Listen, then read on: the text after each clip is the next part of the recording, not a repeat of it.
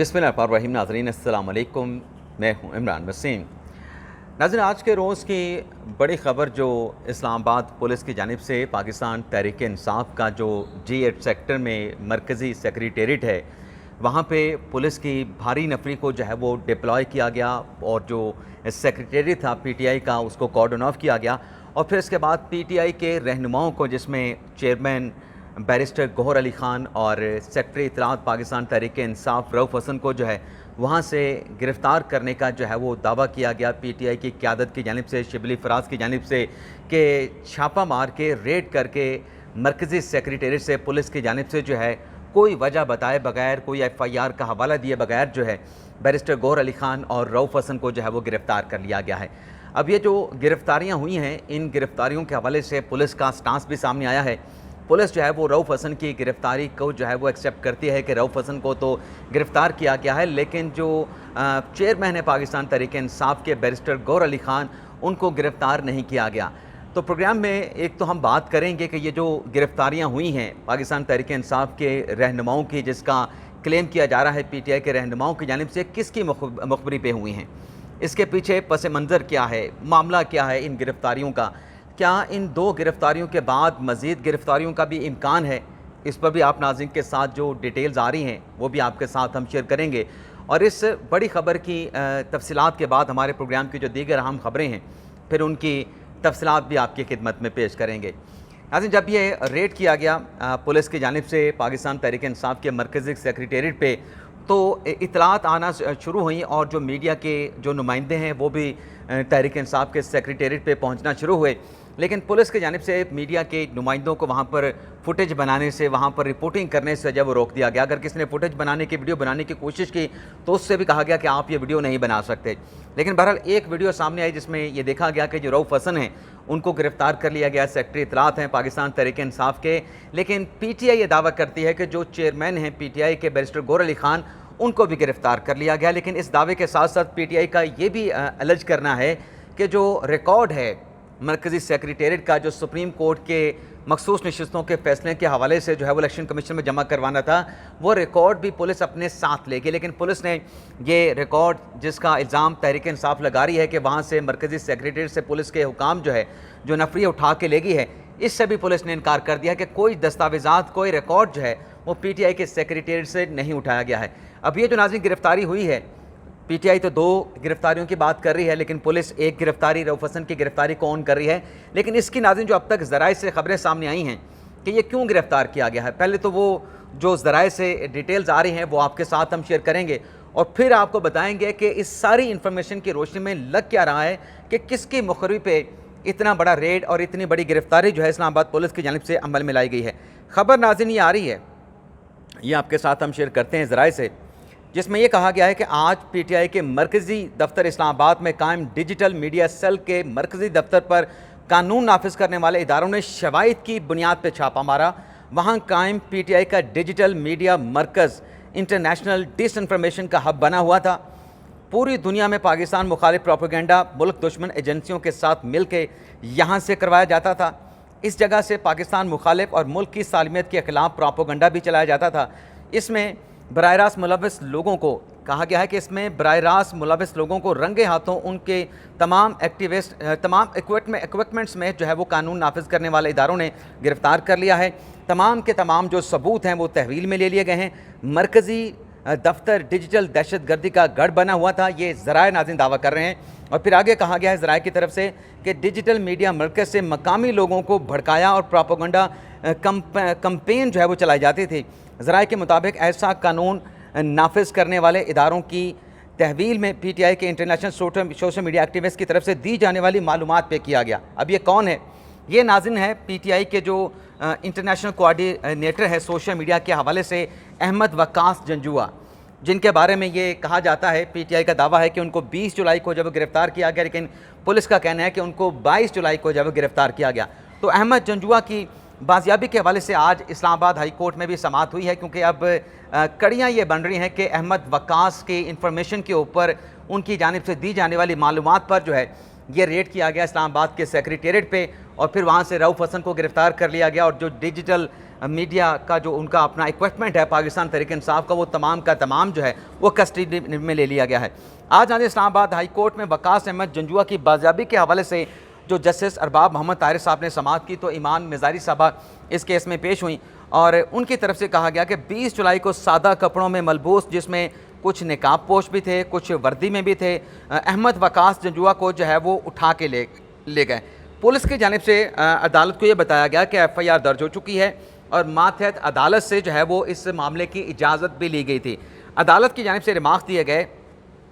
कि हुकूमत क्या कर रही है। पहले तो लोगों के लापता होने के जो वाक़यात थे वो खैबर पख्तूनख्वा और बलूचिस्तान में होते थे, अब जो है इस्लामाबाद से भी लोग लापता होना शुरू हो गए हैं। अहमद जंजुआ की बाजियाबी में कितना वक्त चाहिए पुलिस को? 2 घंटे में जो बंदा है वो लेके आएँ और अटॉर्नी जनरल को 12 बजे तक जो है वो तलब कर लिया गया। अब नाज़रीन 12 बजे के बाद क्या समाअत होती है, उससे पहले एक नई डेवलपमेंट होती है। लेकिन इस सारी डिटेल में जाने से पहले नाज़रीन आपको बताते चलें कि ये जो आज रेड करके रऊफ़ हसन साहब को गिरफ़्तार किया गया है, अब ये लग रहा है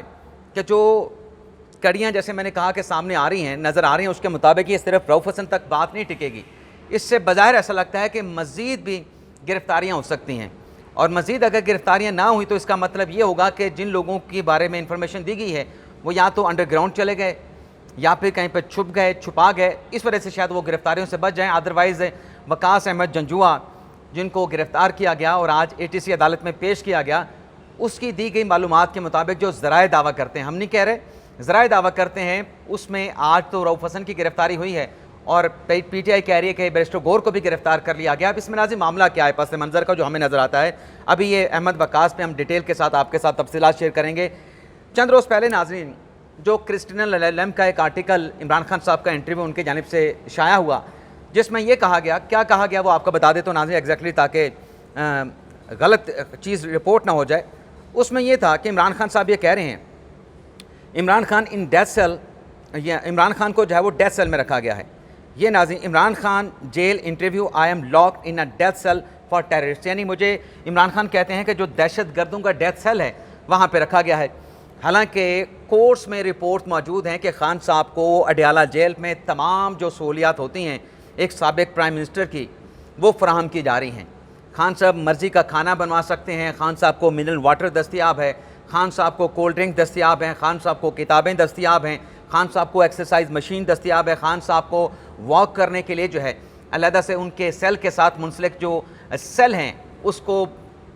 तराश के या काट के जिस तरीके से भी है, खान साहब को वॉक के लिए एक ट्रैक भी बना के दिया गया है। और फिर जो खान साहब डिमांड करते हैं, बच्चों के साथ टेलीफोन पे गुफ्तगू करवाई जाती है, पार्टी के लोगों के साथ मिल सकते हैं, लीगल टीम के साथ मिल सकते हैं, अपने फैमिली के लोगों के साथ मिल सकते हैं। और पिछले 1 साल सितंबर 2023 से लेके 1600 से ज़्यादा इमरान खान साहब ने मुलाकातें की हैं, लेकिन इंटरव्यू जो किया, जो कि बताया जा रहा है, ज़राए दावा करते हैं कि क्रिस्टिना लैम ने एक वकील की खिदमात हासिल करके, उस ज़ाहिर सी बात है कोई तहरीक इंसाफ का अपना वकील होगा, उसके ज़रिए ये इंटरव्यू उन्होंने छाप दिया है, जिसमें जो हाफ कुक इंफॉर्मेशन है वो आगे पास ऑन की गई है क्रिस्टिना लैम के इस आर्टिकल के थ्रू। जबकि फैक्चुअली अगर वो रिपोर्टिंग कर रही होती तो फिर बताती, जेल हुकाम के इंटरव्यू लेती और ख़ुद जाके विज़िट करती, देखती कि खान साहब को कितनी सहूलियात मैसर हैं। ये जो आर्टिकल छपा, इससे ज़ाहिर सी बात है एक प्रोपोगंडा किया गया और प्रोपोगंडे में तहरीक इंसाफ के लोग आ रहे थे। अब ये क्रिस्टिना लैम का ताल्लुक जो है वो इंटरनेशनल जर्नलिस्ट हैं,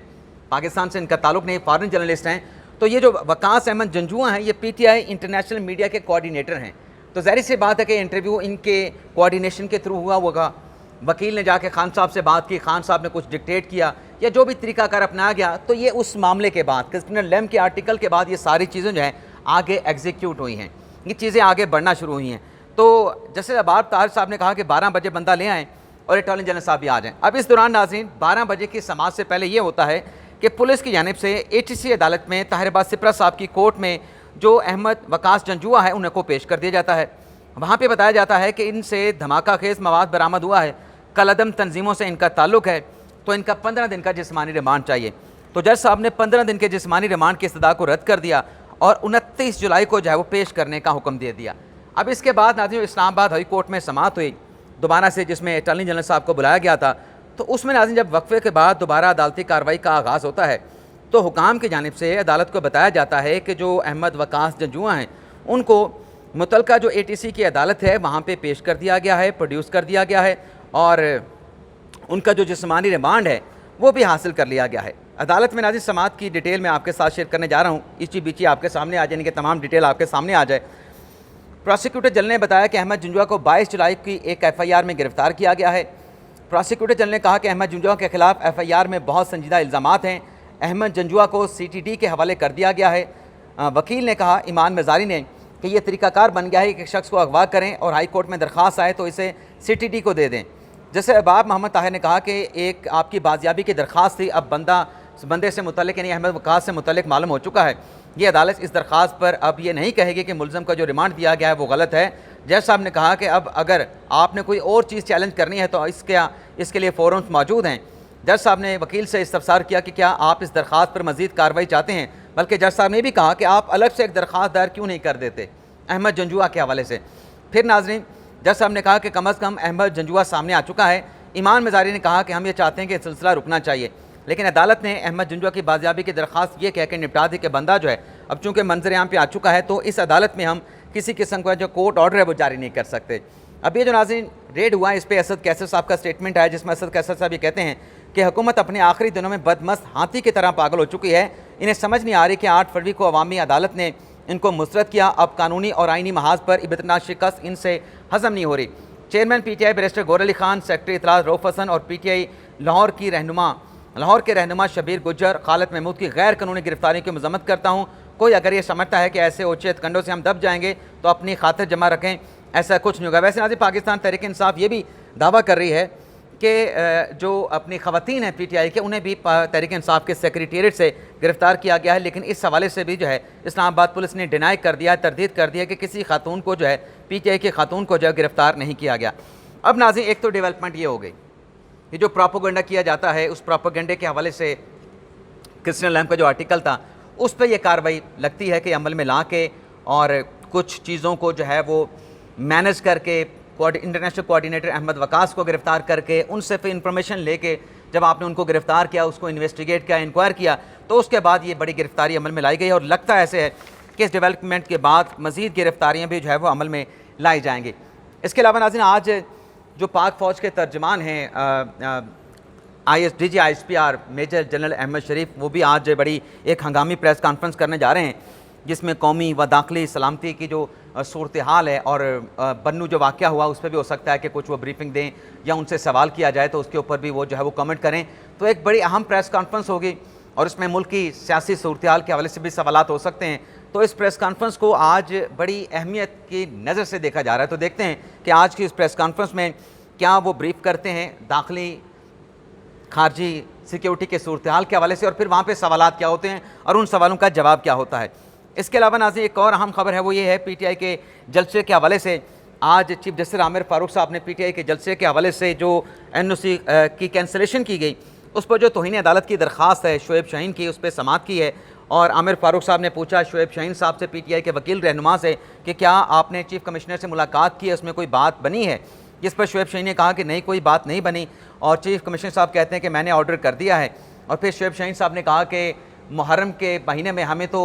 ये कहा गया कि आप जलसा नहीं कर सकते, लेकिन TLP वाले आए और फैज़ाबाद पे धरना दे के बैठ गए। साबिक चीफ जस्टिस काजी फैसल साहब का फैसला मौजूद है और मुहर्रम में TLP वाले आते हैं, आके बैठ जाते हैं, लेकिन उनके खिलाफ कोई FIR का इंदराज नहीं होता। आमिर फारूक साहब ने फिर यहाँ पे बड़े अहम रिमार्क्स दिए, जिसमें उनका ये कहना था कि मुल्क में दीगर सरगर्मियाँ तो चल रही हैं, क्या 14 अगस्त की जो एक्टिविटीज़ हैं या 14 अगस्त को हम नहीं मना रहे, एक जलसा करना है, एक जलसा करने में क्या हर्ज है, जलसा करना तो इनका हक है। और फिर आमिर फारूक साहब ने कहा कि आज ये कह रहे हैं कि चेलम के बाद आप जलसा कर लें, जब चेलम के बाद चेलम हो जाएगा तो चेलम के बाद कहेंगे कि बारिशें ज़्यादा हो गई हैं, सैलाब आ गया है, उसके बाद कहेंगे सर्दी ज़्यादा बढ़ गई है। तो ये तो एक ना ख़त्म होने वाला सिलसिला है। लेकिन आमिर फारूक साहब ने कहा कि मैं इस दरख्वास्त को निपटा देता हूँ, लेकिन मैं इतना ज़रूर कहूँगा कि ये जो पटिशन है इस हवाले से चीफ इलेक्शन कमिश्नर और पाकिस्तान तहरीक इंसाफ वाले दोबारा आपस में बैठें करें, मुलाकात करें और मसले का कोई जो हल निकालें। इसके अलावा नाजरीन चीफ जस्टिस काजी फैसल साहब और उनके 3 रुकनी बेंच का जो एक फैसला था, जिसमें इलेक्शन ट्रिब्यूनल की तश्कील के हवाले से लाहौर हाई कोर्ट का जो फैसला जिसको सस्पेंड कर दिया गया था, उस फैसले की सस्पेंशन के खिलाफ 8 फरवरी को इंसाफ के रहनुमा सलमान अकमल राजा साहब ने पटिशन दायर की है नजर सानी की सुप्रीम कोर्ट ऑफ पाकिस्तान में, जिसमें सलमान अकमल राजा साहब ने कहा है कि जो 4 जुलाई 2024 का जो सुप्रीम कोर्ट का इलेक्शन ट्रिब्यूनल की तश्कील के हवाले से जो फैसला है, जिसमें कहा गया कि चीफ इलेक्शन कमिश्नर जो है वो लाहौर हाई कोर्ट की चीफ जस्टिस आलिया नीलम के साथ मुलाकात करें, इस ऑर्डर की कोई बेसिस नहीं है। और इस नजरसानी की दरख्वास्त में यह भी कहा गया सलमान अकरम राजा की तरफ से कि जो इलेक्शन ट्रिब्यूनल के लिए नॉमिनेशंस की गई साबिक chief justice Lahore high court की जानिब से मलिक शहजाद की जानिब से, वो नॉमिनेशन अपनी जगह पर मौजूद है, उनको सस्पेंड नहीं किया गया। तो इस नजरसानी की दरख्वास्त में उन्होंने इस्तदा ये की है कि ये जो फैसला है 4 जुलाई का चीफ जस्टिस काजी फाइसा का, इसको जो है वो सस्पेंड किया जाए और पहले वाली जो सूरत हाल है लाहौर हाई कोर्ट का जो फैसला है उसको जो है वो बहाल किया जाए। अब ये नाज़रीन नजरसानी की दरख्वास्त आज पाकिस्तान तहरीक इंसाफ ने दायर की है, लेकिन जो दूसरा एक मामला था कि आज कोई रेफरेंस चीफ इलेक्शन कमिश्नर के खिलाफ PTI और PTI के लोगों की जानिब से दायर किया जाएगा, तो अब तक नाज़रीन ऐसी कोई डेवलपमेंट्स नहीं हुई है। कोई नजर अपने मतलब रेफरेंस बरतरफी का दायर करने के लिए PTI की जानिब से चीफ इलेक्शन कमिश्नर और सिकंदर सुल्तान राजा के खिलाफ। इसके अलावा नाज़रीन जो अगली खबर आपके साथ हम शेयर करने जा रहे हैं वो नाज़रीन आर्टिकल 6 और जो PTI पर पाबंदी का मामला है, जिस पर नाज़रीन वज़ीर आज़म शहबाज शरीफ साहब ने आज हंगामी अहम इजलास जो है वो बुलाया था। और इस इजलास में जो एक अहम जिम्मेदारी सौंपी गई है हुकूमती इत्तेहादी जमातों की जानिब से 3 कानूनी माहिरीन को, जिसमें वज़ीर कानून आज़म मजीद तारड़ हैं, जिसमें अपने क्या कहते हैं अटर्नी जनरल मंसूर उस्मान हैं और फ़ारूक एच नाइक हैं। तो आज वज़ीर आज़म ने मुशावरत की है इन दोनों मामलों पर, आर्टिकल 6 और PTI पर पाबंदी के हवाले से, और इसमें जो मखसूस नशिस्तों के हवाले से नजरसानी का मामला है उस पर भी मुशावरत की गई। तो वज़ीर आज़म ने डायरेक्शन ही जारी की है अपनी लीगल टीम को, वज़ीर कानून और अटर्नी जनरल को, आप इस मामले पर जो मुशावरत कर रहे हैं इसमें दीगर सियासी जमातों को भी शामिल किया जाए। लेकिन आज ये जो सारा मामला है आर्टिकल 6 और पाबंदी का, PTI के एक नून लीग के सोशल मीडिया एक्टिविस्ट हैं एहतशाम मलिक, उनकी जानिब से दावा किया गया कि कल वफाकी काबीना के इजलास में तहरीक इंसाफ के चेयरमैन इमरान खान, बानी PTI इमरान खान और आरिफ अलवी और इसके साथ साथ जो अपने कासिम सूरी हैं, उनके खिलाफ आर्टिकल 6 के मुकदमे की मंजूरी काबीना के इजलास में दी जाएगी। एक और नाज़रीन डेवलपमेंट सामने आई है, चेयरमैन PTI बैरिस्टर गौर से टेलीफोनिकली रब्ता हुआ है, जिसमें चेयरमैन PTI बैरिस्टर गौर रऊफ हसन की तबीयत ख़राबी के बायस उनके हमरा पुलिस लाइन रवाना हुए, यानी उनको गिरफ़्तार नहीं किया गया, बैरिस्टर गौर उनकी तबीयत की वजह से उनके साथ रवाना हुए। बैरिस्टर चेयरमैन PTI को पुलिस ने कहा कि आप किसी मुकदमे में मतलूब नहीं हैं, आप रवाना हो सकते हैं, आप जा सकते हैं। लेकिन बैरिस्टर गौर ने कहा कि पुलिस ने मुझे घर छोड़ दिया है, उन्होंने ट्वीट में कहा, अपने बयान में उन्होंने कहा। और फिर बैरिस्टर गौर ने कहा कि secretary इत्तलात Pakistan Tehreek Insaf Rauf Hasan ताहाल police line में ज़ेर हिरासत हैं। यानी बैरिस्टर गौर के हवाले से जो गिरफ़्तारी की खबर थी वो दुरुस्त साबित नहीं हुई, बल्कि वो खुद पुलिस के साथ गए थे कि क्योंकि रऊफ हसन की तबीयत ख़राब है तो मैं इसके साथ जाऊँगा, तो इस वजह से वो साथ गए और फिर अब वो अपने घर वापस आ चुके हैं। इजाज़त चाहते हैं नाज़रीन, अल्लाह हाफ़िज़।